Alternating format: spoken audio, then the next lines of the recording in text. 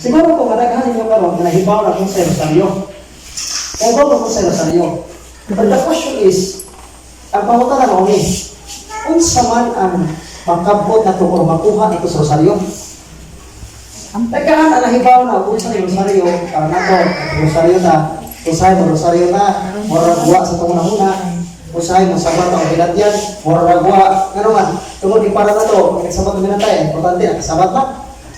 Pero, sama sa Ebanghelyo karong adlaw, ang intention ng God mo importante sa Rosario.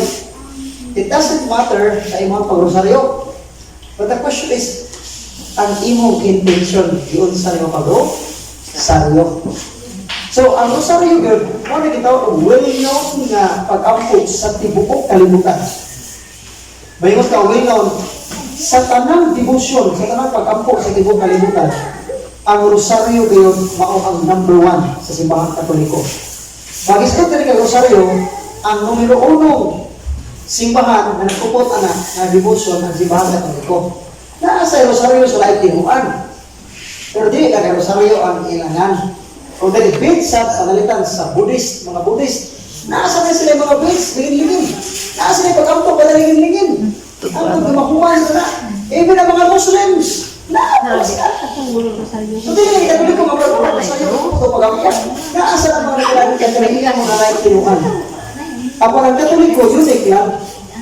Ang naman, kaya ilahan kay nag-ampok na sila ang Diyos.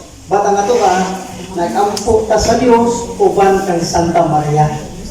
So ito ipailaila ka rin yung Rosario. Gamay lang gamay lang.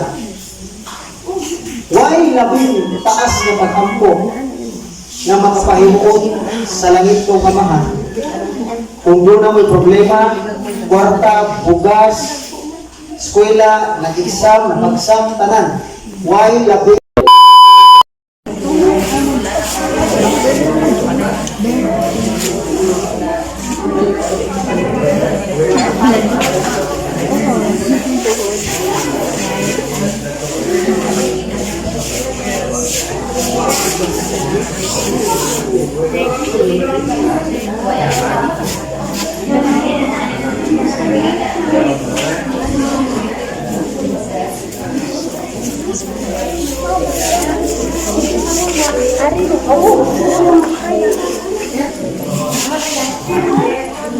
picture.